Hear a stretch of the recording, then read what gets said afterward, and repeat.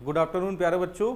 हम लोग class 10th mathematics पढ़ रहे हैं, जिसमें एक बड़ा इंपॉर्टेंट टॉपिक है, ये बड़ा इंपॉर्टेंट चैप्टर है जिससे बहुत सारे क्वेश्चंस पूछे जाते हैं यूपी बोर्ड्स में या अदर्स बोर्ड्स में भी पूछे जाते हैं।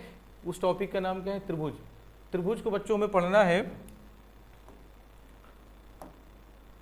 सबसे पहले हम लोग त्रिभुज में पढ़ना क्या है उसको समझते हैं। त्रिभुज में हमें समरूप आकृतियां पढ़नी है। जैसे क्लास 9th में हमने सर्वांग आकृतियां पढ़ी थी, उसी तरह हमें क्लास 10th में समरूप आकृतियां पढ़नी है। लेकिन सबसे पहले बच्चों समझते हैं कि त्रिभुज होता क्या है। देखिए, जैसा कि इसका नाम है त्रिभुज, तीन भुजाओं, तो इसकी जो परिभाषा होती है वो क्या होती है?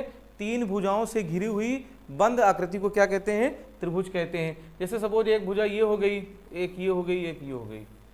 देखिए ये क्या, ये तीन भुजाएं हैं, लेकिन क्या ये त्रिभुज कहलाएगा? नहीं कहलाएगा। क्यों? क्योंकि ये बंद आकृति नहीं है। तो हम लोग क्या करते हैं, इस वाली भुजा को थोड़ा से इधर झुका देते हैं, इसको भी इधर कर देते हैं। तो देखिए ये एक बंद आकृति बन गई, तो ये बच्चों क्या कहलाएगी? त्रिभुज कहलाएगी। तो ये हमारा क्या है? त्रिभुज है। तो तीन भुजाओं से घिरी हुई बंद आकृति को क्या कहते हैं? त्रिभुज कहते हैं। अब त्रिभुज में बच्चों होता क्या है कि इसके तीन शीर्ष होते हैं, ए बी सी हमने ले लिया। ये एक शीर्ष है, ये शीर्ष है, ये शीर्ष है, और तीन भुजाएं होती हैं, B C, A B and A C. इसी तरह इसके तीन अंतः कोण होते हैं। तो त्रिभुज में हमें बच्चों ये पढ़ना है कि कोई भी दो त्रिभुज समरूप कब होते हैं, उसके बारे में हमको पढ़ना है। तो हम पहले सबसे पहले बात करते हैं कि समरूप आकृतियां क्या होती हैं। देखिए, जब भी हम दो चीज़ों में तुलना कर रहे हो या हम ये देख रहे हो कि दोनों में सिमिलरिटीज़ क्या हैं, समानताएं क्या हैं, तो कम से कम दो चीज़ें होनी चाहिए। तो समरूप त्रिभुज में क्या होता है बच्चों, उसको समझने से पहले हम लोग क्लास 9th में पढ़े थे सर्वांगसम त्रिभुज। ये सर्वांगसम आकृतियों के बारे में पढ़ेंगे, और इधर समरूप, थोड़ा सा इसको जान लेते हैं। समरूप आकृतियां, देखिए दो आकृतियां सिर्फ तभी सर्वांगसम होती हैं जब उनके आकार और आमाप, आकार मतलब बच्चों क्या है यहाँ पर? शेप, दिखती एक तरीके से हो। आमाप मतलब क्या हो गया? साइज। अगर दो आकृतियों के आकार सेम हो और वो उनके साइज भी सेम हो, बराबर हो, तो वो दोनों आकृतियां क्या कहलाती हैं? सर्वांगसम कहलाती हैं। लेकिन समरूप होने के लिए बच्चों सिर्फ और सिर्फ क्या होना चाहिए? आकार सेम होना चाहिए। आमाप सेम हो या ना हो उससे फर्क नहीं पड़ता। मतलब वो दोनों आकृतियां दिखती एक तरीके से हो, आकार एक तरीके से हो, साइज उनका बड़ा छोटा हो सकता है, इससे फर्क नहीं पड़ता। जैसे उदाहरण लेते हैं, जैसे आगरा में ताजमहल है और मार्केट में जो ताजमहल मिलता है उसमें अगर हम देखें तो उसके आकार बराबर हैं, मतलब वो दिखते एक तरीके से हैं, लेकिन क्या वास्तव में वो समरूप सर्वांगसम है? वो सर्वांगसम नहीं है। तो वो क्या है? समरूप है। क्यों? क्योंकि वो दिखते एक तरीके से। साइज से मतलब होता नहीं समरूप होने के लिए। लेकिन सर्वांगसम होने के लिए इस दोनों एग्जाम को पास करना होगा। अगर कोई दो आकृतियां इस एग्जाम को पास कर लेती है कि उनके आकार भी बराबर हो, उनके साइज भी बराबर हो, तो सर्वांगसम होगी। लेकिन समरूप होने के लिए सिर्फ और सिर्फ क्या होने चाहिए? आकार बराबर होने चाहिए। जैसे हम उदाहरण लेते हैं, त्रिभुज ले लेते हैं। जैसे एक त्रिभुज ले लिया हमने 2 सेंटीमीटर त्रिज्या का, और दूसरा त्रिभुज बच्चों ने लिया 4 सेंटीमीटर त्रिज्या का। अब देखिए यहाँ पर क्या ये सर्वांगसम है? देखिए आकार तो इनके बराबर है, लेकिन क्या साइज बराबर है? इनके साइज बराबर नहीं है। क्या समरूप है? ये बिल्कुल है समरूप। देखिए आकार तो सेम है, दिखते तो क्या है, ये वृत्ताकार ही है, लेकिन इनमें क्या हो सकता है कि इनके आकार अलग अलग हो सकते हैं। इसकी त्रिज्या 2 सेंटीमीटर है, इसकी त्रिज्या 4 सेंटीमीटर है, तो ये समरूप आकृतियां हैं। इसका मतलब सभी वृत्त क्या होते हैं? सभी वृत्त समरूप होते हैं। इसी तरह अगर हम समबाहु त्रिभुज की बात करें तो समबाहु त्रिभुज ऐसे त्रिभुज होते हैं जिसकी सभी भुजाएं क्या होती हैं? बराबर होती हैं। हमने एक त्रिभुज ले लिया, ए बी सी, 2 सेंटीमीटर भुजा ले ली, इसकी भी 2, और दूसरा एक त्रिभुज ले लिया बच्चों 3 सेंटीमीटर भुजा का, P Q R, 3 centimetre 3 centimetre 3 centimetre. तो ये दोनों त्रिभुज क्या हैं? समबाहु त्रिभुज है। अब समबाहु त्रिभुज है, क्या ये समरूप है? तो समरूप होने के लिए क्या होना चाहिए बच्चों? आकार सेम होना चाहिए। इसका दोनों के क्या है? आकार त्रिभुजाकार है। ये दोनों क्या है? त्रिभुजाकार है, मतलब आकार सेम है, साइज देखो डिफर कर सकता है। तो इसका मतलब ये दोनों आकृतियां भी क्या हैं? समरूप हैं। तो सभी समबाहु त्रिभुज जो होते हैं बच्चों, सभी समबाहु त्रिभुज क्या होते हैं? समरूप होते हैं। लेकिन सभी समद्विबाहु त्रिभुज जो होते हैं, समद्विबाहु त्रिभुज, वो समरूप नहीं होते। क्यों? क्योंकि देखिए समद्विबाहु त्रिभुज में क्या होता है, कोई दो भुजाएं बराबर होती है। जैसे हमने एक त्रिभुज ले लिया ABC, इसकी ये भुजा क्या हो गई, आपस में बराबर हो गई, ठीक। दूसरा त्रिभुज ले लिया, उसकी ये वाली भुजाएं आपस में क्या हो गई, बराबर हो गई। तो इसमें क्या होता है, समरूप देखने के लिए समद्विबाहु त्रिभुज में क्या होता है कि इसमें ये दोनों भुजाएं बराबर हो गई, इसमें ये दोनों भुजाएं बराबर हो गई, तो इनके आकार भी बदल जाते हैं। मतलब ये जो समद्विबाहु त्रिभुज होते हैं, दो समद्विबाहु त्रिभुज, वो समरूप नहीं होते। क्यों? क्योंकि इसमें हो सकता है ये दो भुजाएं हो बराबर, इसमें ये वाली बराबर, ठीक। तो ये समरूप नहीं होते। लेकिन सभी वृत्त और सभी समबाहु त्रिभुज क्या होते हैं, समरूप होते हैं। क्यों? क्योंकि उनके आमाप इक्वल होते हैं, उनके आमाप क्या होते हैं, बराबर होते हैं, दिखते एक तरीके से। तो यहाँ पर बच्चों एक चीज़ हम कह सकते हैं कि जो सर्वांगसम आकृतियाँ होती हैं, सभी सर्वांगसम आकृतियाँ समरूप होती हैं। इस चीज़ को हम कह सकते हैं। कैसे?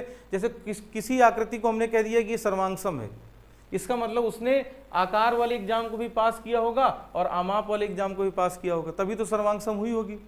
लेकिन समरूप होने के लिए सिर्फ एक ही को पास करना पड़ता है, आकार वाला एग्जाम, ठीक। तो अगर कोई भी आकृति सर्वांगसम है, इसका मतलब उसने इस एग्जाम को तो पास किया होगा ना, आकार वाला, तो फिर वो समरूप होगी। इसका मतलब सभी सर्वांगसम आकृतियां क्या होती हैं बच्चों, सभी सर्वांगसम आकृतियां समरूप होती हैं। इस चीज को हमें दिमाग में रखना है। अब देखिए समरूप आकृतियों की एक पर्टिकुलर डिफिनीशन है, उसको समझते हैं। देखिए क्या है, भुजाओं की समान संख्या वाले दो बहुभुज समरूप होते हैं यदि उनके संगत कोण क्या हो, आपस में बराबर हो, और उनकी संगत भुजाएं एक ही अनुपात में हो, अर्थात समानुपाती हो। मतलब क्या हुआ कि समरूप होने के लिए बच्चों दो कंडीशंस फुलफिल करनी चाहिए। पहले तो इसको समझते हैं। देखो भुजाओं की समान संख्या वाले दो बहुभुज। अब बहुभुज क्या होते हैं, जिसमें दो से अधिक भुजाएं होती हैं, जैसे त्रिभुज बहुभुज है। त्रिभुज क्या बच्चों, बहुभुज है। ये क्या हो गया हमारे पास, चतुर्भुज हो गया, ये भी क्या है, बहुभुज है। तो ये सब बहुभुज है। क्यों? क्योंकि इनमें दो से अधिक भुजाएं हैं, तो त्रिभुज भी बहुभुज है और चतुर्भुज भी क्या है, बहुभुज है। तो लेकिन क्या कह रहा है कि भुजाओं की समान संख्या हो। जैसे मान लेते हैं कि हमने त्रिभुज ले लिया और इधर हमने चतुर्भुज ले लिया, तो इनमें फिर कोई भी समरूप का कंपटीशन नहीं हो सकता, क्योंकि इसकी 3 भुजाएं हैं और इसकी 4 भुजाएं हैं। तो क्या हम लोग इसमें समरूपता चेक करेंगे? बिल्कुल नहीं चेक करेंगे। समरूपता चेक करने के लिए जरूरी है कि जो हम बहुभुज ले रहे हैं उन दोनों बहुभुज की भुजाएं क्या होनी चाहिए, समान होनी चाहिए। मतलब 3 भुजाओं वालों का कंपटीशन 4 भुजाओं वालों से कैसे ले सकते हैं। इसीलिए इसने एक शब्द यूज करा है कि समान संख्या वाले, भुजाओं की समान संख्या वाले दो बहुभुज। ये सिर्फ तभी समरूप होते हैं जब इनको दो एग्जाम पास करेंगे, उनके संगत कोण क्या हो, आपस में बराबर हो, और उनकी संगत भुजाएं क्या हो बच्चों, समानुपाती होनी चाहिए। इस चीज को हम लोग आगे समझते हैं कि एग्जाम्पल से। देखिए जैसे ही हमारे पास एग्जाम्पल है, अब ये भी चतुर्भुज है, ये भी चतुर्भुज है, इसकी भी 4 भुजाएं, इसकी भी 4 भुजाएं, तो ये समान भुजाओं वाले बहुभुज हैं। अब इनमें हम लोग को चेक करना है क्या ये समरूप है या नहीं है। तो समरूप होने के लिए पहली कंडीशन ये है कि इनके संगत कोण आपस में बराबर होने चाहिए। जैसे इस वाली आकृति को ले ले ABCD को, और उधर PQRS को ले लेते हैं। तो देखिए इसमें कोण A इक्वल है किसके, कोण P के, 105 105।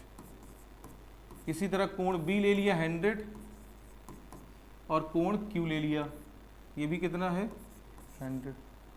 फिर ले लिया बच्चों कोण C 70, मतलब कोण C इज इक्वल है कितना, कोण R के, और कोण D जो है, एंगल D इक्वल है किसके, एंगल S के। तो इसने पहले वाले एग्जाम को तो पास किया। इसने पहला वाला क्या था कि इसकी संगत कोण आपस में दोनों के क्या होने चाहिए, बराबर होने चाहिए। दूसरा क्या कंडीशन होती है बच्चों, दूसरी ये कंडीशन होती है कि इनकी संगत भुजाएं समानुपाती होनी चाहिए। मतलब हमने AD ले लिया अपॉन AD में हमने PS ले लिया अपॉन में, तो AD कितना बच्चों 2.1 है और PS 4.2। तो डेसिमल से डेसिमल कैंसिल हो गया, तो कितना आ जाएगा 1/2। इसी तरह AB अपॉन PQ ले लिया, ए बी कितना है 1.5 एंड पी क्यू कितना बच्चों 3। तो जब इसको काटेंगे कितना आ जाएगा 1/2। ठीक है, इसी तरह हम ले लेते हैं बी सी, इधर लिख लेते हैं इसको, बी सी अपॉन क्या ले लिया बच्चों आर क्यू। बी सी कितना है 2.5 एंड 5.0, इसको अगर हमने काटा तो कितना आएगा 1/2। इसी तरह C D upon R S, C D 2.4 और 4.8, 24 दून 48। ठीक बच्चों, अच्छा यहाँ पे ध्यान ये देना है कि अगर हम इस त्रिभुज की या इस आकृति की जो भुजा को ऊपर पहले रख रहे हैं उसी को ऊपर रखेंगे। मतलब ऐसा नहीं होगा कि हम पहले इस वाले की भुजा को ऊपर रख दें ए बी और दूसरे वाले में हम पी क्यू को ऊपर रख दें। जिसको हमें ऊपर एक बार ले लिए हैं उसको हमें ऊपर रखना है और जिसको हमने नीचे रखा है उसकी सारी भुजाओं को नीचे रखना है। अब देखिए यहाँ पर पहला वाला क्या कंडीशन थी बच्चों कि संगत कोण आपस में बराबर होने चाहिए। तो इसको देखिए संगत कोण आपस में क्या है बराबर है। ठीक है, संगत भुजाएं समानुपाती होनी चाहिए। तो देखिए A D upon P S भी 1/2 आ रहा है, A B upon P Q भी 1/2, 1/2, 1/2। इसका मतलब सभी भुजाएं क्या हैं, सभी भुजाओं के अनुपात क्या है बराबर हैं।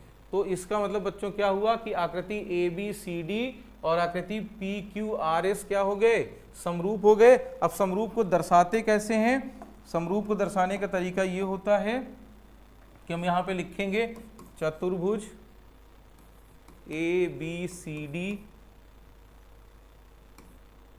ए बी सी डी क्या दिखाएंगे समरूप है। ये समरूप का सिंबल होता है, समरूप है चतुर्भुज P Q R S, P Q R S. तो इस तरह से दिखाते हैं, इस सिंबल को क्या कहते हैं समरूप। तो ये दोनों आकृतियां क्या हो गई बच्चों समरूप हो गई। आगे देखो एक एग्जांपल और है, ये हमारे एक्सरसाइज में ही है, उससे पहले एग्जांपल करेंगे। देखिए एक आकृति हमारे पास ए बी सी डी है, पी क्यू आर एस है। हमको ये चेक करना है क्या ये दोनों समरूप हैं। तो समरूप होने के लिए सबसे पहले ये देखना होगा कि क्या इनके संगत कोण आपस में बराबर है। तो देखिए इसका एंगल कितना है, एंगल ए 90 है, एंगल पी भी 90 है, एंगल बी 90 और एंगल क्यू भी क्या है 90 है। तो ये वाला एंगल बच्चों इसके इक्वल हो गया और ये वाला एंगल किसके इक्वल होगा क्यू के इक्वल हो गया। इसी तरह एंगल जो सी है वो किसके इक्वल हो गया एंगल आर के, और एंगल डी जो है वो किसके इक्वल हो गया एंगल एस के। तो पहली वाली कंडीशन तो फुलफिल हो गई कि संगत कोण आपस में बराबर होने चाहिए। दूसरी कंडीशन क्या है, संगत जो भुजाएं हैं उनके अनुपात बराबर होने चाहिए। तो हम लोग ले लेते हैं बच्चों इसकी भुजा ए डी ले ली, अब इसी वाली आकृति की भुजा ऊपर रखेंगे, ए डी अपॉन ले लिया हमने बच्चों पी एस। ए डी कितना 3, पी एस कितना 3, 1/1। इसी तरह ए बी ये वाली भुजा ले ली, A B upon P Q, A B upon P Q. तो 3/3.5 क्या ये 1 आएगा, बिल्कुल नहीं आ सकता। तो यहाँ पर देखिए एक कंडीशन तो फुलफिल हो गई कि इन दोनों आकृतियों के संगत कोण आपस में बच्चों बराबर हो गए, लेकिन इनकी जो संगत भुजाओं के अनुपात हैं वो आपस में बराबर नहीं हुए। तो ये दोनों आकृतियां समरूप नहीं है।